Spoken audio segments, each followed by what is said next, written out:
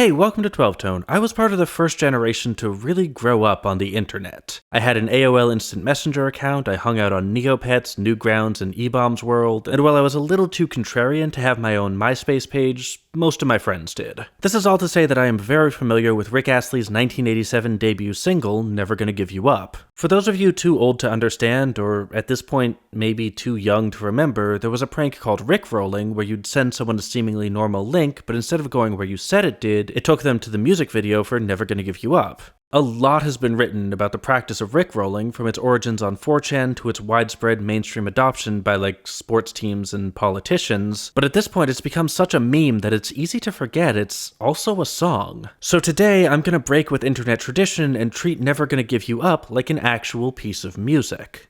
Let's take it apart.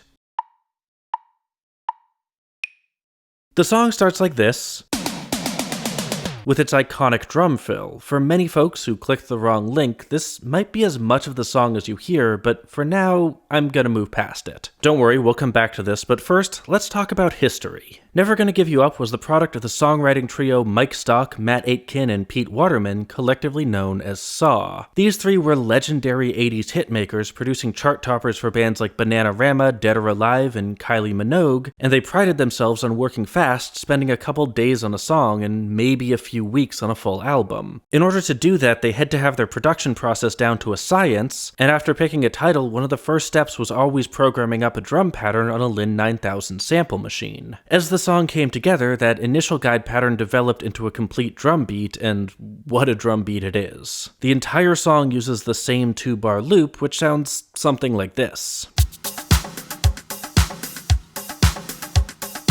Okay, lot going on there. Let's take this beat apart and put it back together piece by piece. At the center is, of course, the kick, playing a straightforward 4-on-the-floor beat, completely undifferentiated metronome pulse played with mechanical precision. Moving up a level, we have the snare,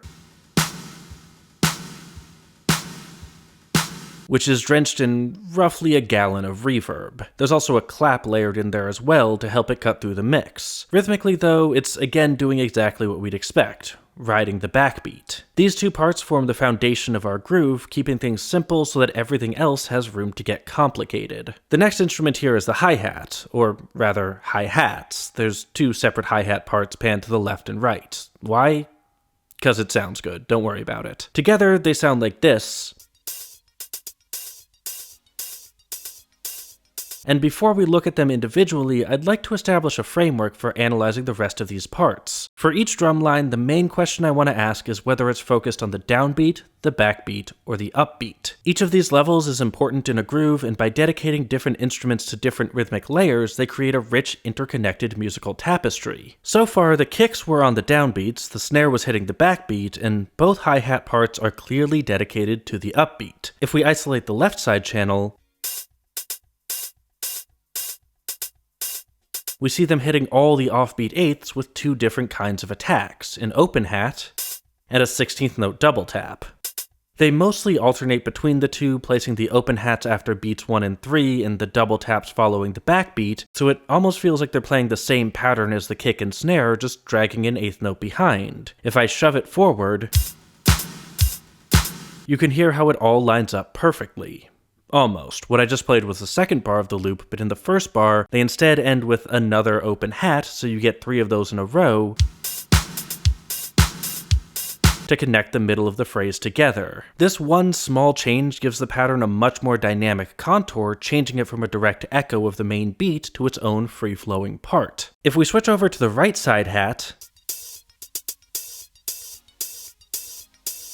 we see a pretty similar story, but with even more open hats. The first bar is basically the same as the left side, but in the second bar, it's all open, giving it a splashy, ambient vibe. The double taps are more percussive, with clear, delineated attacks, so only having one of those really draws your attention to the wash of sound engulfing the upbeats. These upbeat open hats are an iconic sound in dance music, especially disco, and I like to think of them as emulating the role of a backbeat snare, but on a faster rhythmic level. It's like a double time backbeat, highlighting the space between beats, just like the snare highlights the space between downbeats. This part is a lot quieter than the left side one, but it still adds a little extra complexity to the overall hi-hat sound. That leaves us with the backing percussion, an assortment of other instruments layered on top of this basic drum kit. There's a bunch of these and no obvious order to put them in, so I'll just go alphabetically. Bongos.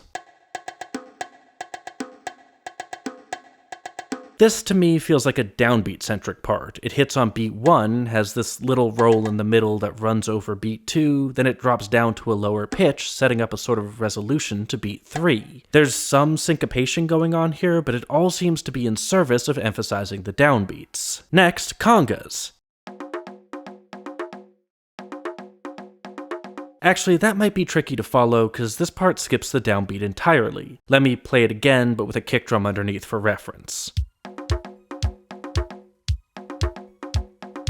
That's better. Anyway, to my ears, this is emphasizing the backbeat. If we ignore this bit in the middle, we're left with this main rolling figure that starts on an upbeat and carries through to the 16th note after beat 2, but the most accented hit is the one that's on the beat, with the rest of the attacks sort of flowing around it. Like with the bongos, we have a lot of syncopation to keep it exciting, but the heart of the rhythm lies on the backbeat. But there are some extra flourishes. First, there's that middle part we ignored, which does a little bit of a setup on beat 3. This connects the two statements of the main figure in each bar and highlights the absence of any attack on beat 1. In every other bar, they also add one extra note to the end of the last rolling figure, which adds a little extra syncopation to signal the impending repeat of the pattern. Third, rim taps. This is playing a sort of galloping rhythm, hitting each beat and then setting up the next one with 2/16ths. On beat 3, they add an extra 16th to fill the gap, giving us a short little barrage of percussive hits. Listening to the full mix, this is probably the hardest percussion instrument to find, possibly because it's panned pretty close to the center, so it's competing with other prominent parts like the kick, bass, and vocals. But in as much as it's there, I'd say it's emphasizing the downbeats, or really all the beats, kind of like a secondary kick, but in this framework I think that's roughly the same thing. Point is, it's not really syncopated at any level, it's doing the foundational work that syncopation exists on top of. And finally, shaker. This one's a little different. It's less a structural part of the groove and more of an accent. It's not there most of the time, it only comes in at the start of the loop to declare that we've started over. As such, this one isn't really tied to the downbeat, backbeat, or upbeat. If anything, it's tied to what music theorists call a hypermetric beat, that is, a repeating unit of time that spans over multiple bars. It's a higher rhythmic layer than any of the others, embodying the entire 2-bar structure of the loop. But there's another thing I found while working on these drum stems. If I go back to the cymbals, specifically the cymbals from the intro section, and listen really closely, you can actually hear the chorus vocals. Check it out.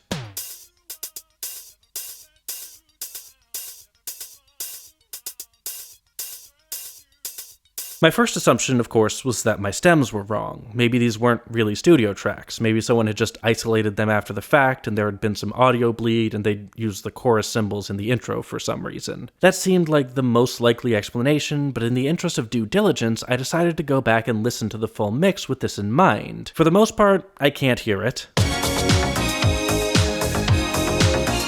But near the end of the phrase, there's a moment where the band quiets down and it's totally there.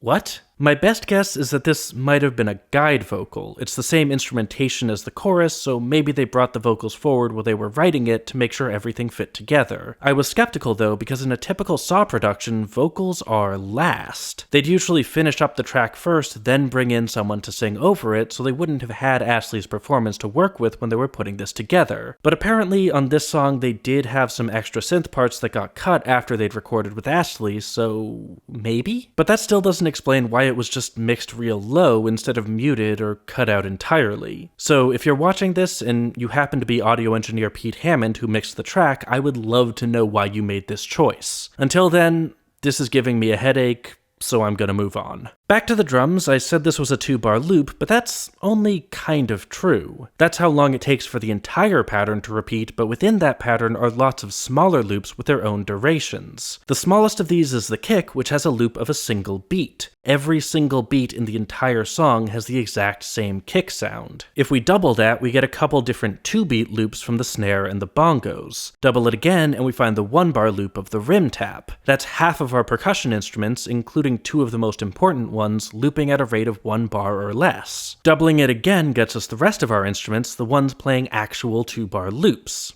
Kind of. For some of these, like the conga and the left side hi-hat, it's less a 2-bar phrase and more a sort of theme and variation. The 2 bars are nearly identical, they just have slightly different endings. This sets them apart from the right side hi-hat, which is more of a real 2-bar pattern, as well as the shaker, which is an accent on a 2-bar repeat. All these different percussion loops operating at different timescales give the groove a fractal nature where you can zoom in or out and still find patterns of repetition. It creates a sense of depth, a feeling that multiple different grooves are being superimposed on top of each other. We can also gain some insight by literally superimposing different pairs of instruments. Like the bongos and the conga both contain runs of 4/16 notes centered around beat 2, but they're slightly offset from each other, so if we play both of them at once,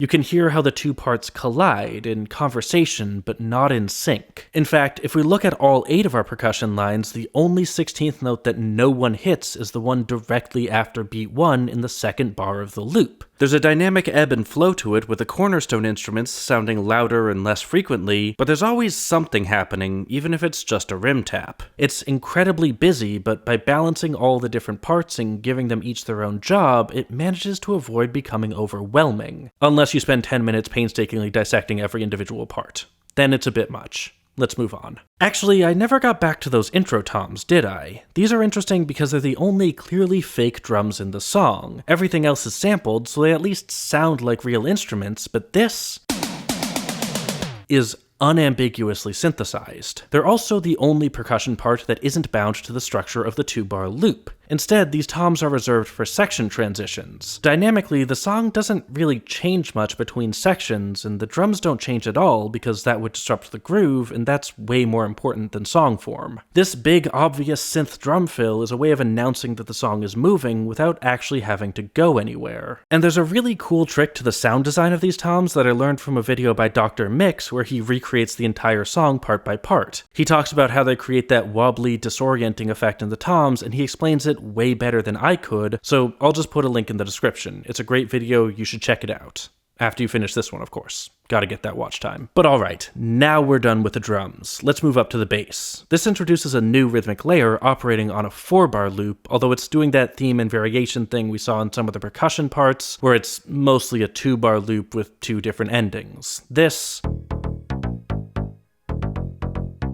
is the same in both halves. The sharp staccato delivery makes it feel almost like another percussion instrument. Rhythmically, it's a mix of 8th note and 16th note syncopation, starting each bar with a bouncy, uneven pattern of 5 attacks that shuttle you into a more grounded back half.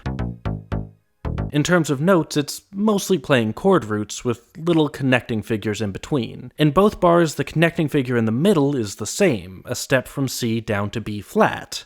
Keeping this figure the same as the chords change gives the bass part a more melodic quality. It's not just holding down the harmony, it has its own motif tying it together. In the first case, this walks down to the next target note, A flat, but in the second, B flat is the target note, so it just hangs there for a second, then plays a fill. This fill is the only thing that changes between the 2 halves of the loop. In the first half, after a bit of a rest, it hammers out some more B flats before doing that C B flat walk down again,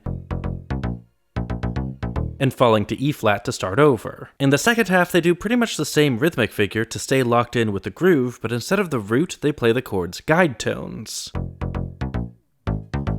Guide tones are the 3rd and 7th of the chord, in this case D flat and A flat, and having those in the bass instead of the root weakens the chord's sense of tonality, so this B flat feels a little less final than the first one. And speaking of chords, let's look at the electric piano part,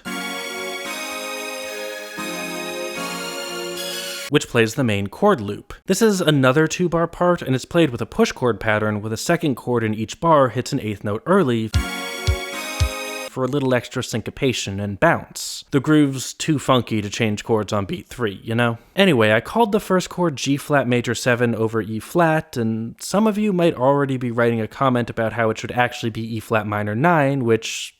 yeah, fair, but I did it this way for a reason. If I listen to just the electric piano part, I don't hear E-flat. I don't think there is one. And that's very normal. In this sort of extended harmony, it'd be more surprising if the upper voicing did contain the root. You've got so many notes to include, and the bass is already playing E-flat. Repeating it would be inefficient. So yeah, no reason to be shocked by this, but it is going to be important later, so I'm highlighting it now. In the context of the section's harmony, though, it's still definitely an E-flat chord, which makes this whole loop a pretty clear harmonic sequence. In the first bar, we start on a minor chord, then move up a perfect fourth, and in the second bar, we start on a minor chord, then move up a perfect fourth. It's the same thing, just played a whole step higher. Or, okay, the quality of the second chord changes, it's major in the first bar and minor in the second, but that's just a consequence of staying in the key. Nothing fancy going on there. But which key? It's not actually an easy question. In most chord loops, the natural assumption is that it starts on the 1 chord, which would put us in E-flat Dorian, and sure, that seems like a perfectly good way to describe this intro. But later on, there'll be some parts that seem to be pulling towards B-flat as the root. Notably, the chorus melody resolves from E-flat to D-flat, implying that D-flat is the stronger note. That makes sense in B-flat, where it's 4 going to 3, but in E-flat, it's the root resolving to the flat 7, which... yeah, not really a thing. Overall, I think I'm most comfortable saying this song is in B-flat minor, but it's not a very strong sense of tonality. And you can see that in the harmony too. This is what's called a cascade loop, which means all the chord motion is strong except in one spot. The chords are mostly moving in perfect fourths and fifths, creating a chain of harmonic resolutions that lead us to a final destination. But in this case, that destination falls on the second chord of the loop, the weakest metric point. Burying the destination on this outgoing position makes it hard to really stabilize the loop anywhere, so while B-flat seems like the most correct route to my ears, it's not a very convincing one. It's just better than the other options. Melodically, this section is mostly driven by a synth string line that you already heard in the electric piano stem, but I'll play it again. It's not a super complicated melody. It's mostly mimicking the harmonic sequence by doing this rising pair of whole steps from the flat 7 of one chord to the 5th of the next. But it's enough to provide a sense of contour. You can feel the melody slowly rising in a more deliberate way than you'd get from pure chord voicings. The one real melodic flourish happens when the loop resets. Over the end of the B-flat chord, they do this, jumping up to a high A-flat, then running down the scale in 16th notes. This fast descending run contrasts with the slow ascending line in the rest of the melody, and it quickly puts us back on D-flat, ready to start over. It's hitting the melody with a hard reset. Every 4 bars, the string part stops for a second, giving space for a decorative horn line that breaks up the repetitive orchestration, introducing a new timbre to carry the melody for a bar while the strings lay out. That leads us into the verse, where a couple things change. Not the percussion, obviously, but the bass starts doing this, which is pretty much the same rhythm as before, but instead of moving to different chord roots, it's just dancing around B-flat. This keeps it in a relatively high range compared to the bass from the intro, making the verse feel lighter and less dramatic, while the shared rhythm keeps it thoroughly grounded in the groove. The motif in the middle has shifted up a scale step, so now instead of C and B-flat, it's moving from D-flat to C to create some movement away from that largely static line. But it always comes back to B-flat. The only time they really leave it is at the end of the 4-bar pattern, dropping down to the 5th and eventually root of the A-flat chord they're playing under. Which brings me to the other change. The loop has been reduced to just the first 2 chords, playing each one for an entire bar. This slower harmonic rhythm gives the vocals room to do their thing, but now maybe we can start to see why I wanted to call this first chord G-flat major 7. If there's no E-flat in the chord voicing, and as far as I can tell there's still not, then if the bass switches to playing B-flat, it doesn't really make sense to call this E-flat minor 9 anymore. And yet it's clearly still the same chord, right? same voicing, and it's being used in the same way. The whole point of this verse progression is that it's the first two chords of the loop, so it'd be silly to call this anything else. Probably the most technically accurate way to describe it is as a rootless voicing. Functionally, it's E flat minor 9, even if the bass insists on playing B flat instead. This means the verse doesn't really play the one chord at all. I mean, it kinda does. This chord does have a B flat minor triad inside of it, but the clash between G flat and F makes it hard to really hear this as a stable one chord. Again, while the bass seems pretty insistent that B flat is the root here, the harmony's not working too hard to sell it. There's also some more horn accents, but I think it's finally time to talk about the vocals. We're no strangers to love. And first things first, tone. I've seen a lot of speculation that this is why this particular song became such a meme. If you watch the music video, Rick Astley seems kinda dorky. He's a scrawny dude in a giant trench coat, his haircut is really dated, and his dance moves are enthusiastic, but not entirely unawkward. He looks, and I apologize if this is too mean, but he looks like the sort of person I would have been friends with in high school. And yet, when he sings, he has this thick, sultry baritone that feels like it should belong to someone so much cooler. There's something incongruous between the way he looks and the way he sounds, and that makes it funny. But that's sort of the magic of Rick Astley, isn't it? By being so confident and so effortless in his delivery, he makes all this stuff seem cool, even if it doesn't feel like it should be. Rhythmically, unlike pretty much every other part in this song, Astley is singing eighth notes. At no point in the entire verse, or for that matter the pre-chorus after it, does he hit a 16th. Well, unless you count this, where he does a little run with some 16th note syncopation, but none of the actual syllabic notes fall anywhere but eighths. Honestly, I'd be willing to bet that Saw originally wrote that as an eighth note run and Astley just embellished it in the recording booth, but I don't know that for sure. It seems likely though, because the melody has almost no syncopation. There's some, especially since he seems allergic to starting lines on the downbeat, but once he starts singing, he mostly keeps going for a while, so there's no strong offbeat accent to contend with. This laid-back melodic rhythm combines with the slower harmonic rhythm to reduce the energy level of the section, calming things down after a bombastic intro. There's still the intense drum groove behind it, but this vocal delivery is covering that up a bit. Again, there's very little dynamic difference between sections in this song, so other aspects like the vocal rhythm need to do more work to keep those parts feeling distinct. Melodically, the only thing I really want to highlight is the fact that every phrase starts by walking up the scale from B flat to D flat and then usually dropping back down. You know the rules. This pattern continues into the pre-chorus, where he does actually start a line on beat 1, changing up the metric flow to mark out the new section. And finally, this motif comes into its own at the start of the chorus, Never gonna give you up. where suddenly we get this barrage of 16th notes. So far, he's only been singing eighths, so this sudden acceleration creates a lot of momentum into the chorus, but it still feels connected because he uses that same motif, walking from B flat to D flat, then dropping back down. This melodic echo from the verse helps connect the vocals throughout the song, so everything feels cohesive even as the energy level rises. And that leaves us with the bridge. Never gonna give, never gonna give.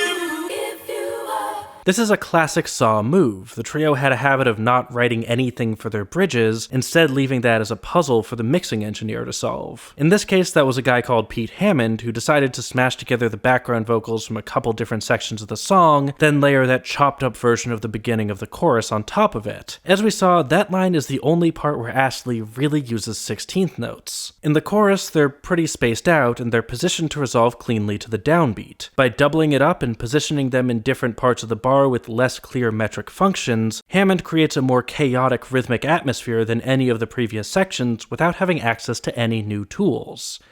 It's kinda brilliant. And that's pretty much it. There's a breakdown verse where Astley sings over just the drums. We've known each other for so long. And then the chorus loops until it fades out. If I have one takeaway from this song, it's the importance of a solid groove. There's a reason I spent half the video talking about a 2-bar drum loop. It's the heart of the song, the part that makes everything else work. And once it's established, it doesn't need to change. This is a dance track first and foremost, and in dance music, once you have a great beat, changing it can be more distracting than it is interesting. Taking the time to really perfect that one loop means you don't have to keep switching things up because it never gets stale. And that's kind of a metaphor for this whole song. It's managed to stay relevant long past when it should have faded into obscurity because no matter how many times you hear it, it still sounds great. That, more than anything, is probably what made this such a successful meme, because at the end of the day, no matter how funny the joke is, if the song isn't fun to listen to, you'll eventually stop playing it. So yeah, at this point, Never Gonna Give You Up is more of a joke than a song, but that joke doesn't land if the song doesn't rule, and this song rules. By the way, did you know there's an official 12-Tone Discord server? I'm terrible at promoting it, but there's lots of cool people there hanging out and talking about music, so if that sounds interesting, there's a link in the description. Just do me a favor and read the rules when you get there. The mods are great, and I'd like to make their jobs as easy as possible. Thanks! Anyway, thanks for watching, thanks to our Patreon patrons for making these videos possible, and extra special thanks to our featured patrons, Kevin Wilamowski, Susan Jones, Jill Sundgaard, Duck, Howard Levine, Warren Huart, Damian Fuller-Sutherland, and John Hancock. If you want to help out and help us pick the next song we analyze too, there's a link to our Patreon on screen now. Oh, and don't forget to like, share, comment, subscribe, and above all, keep on rockin'.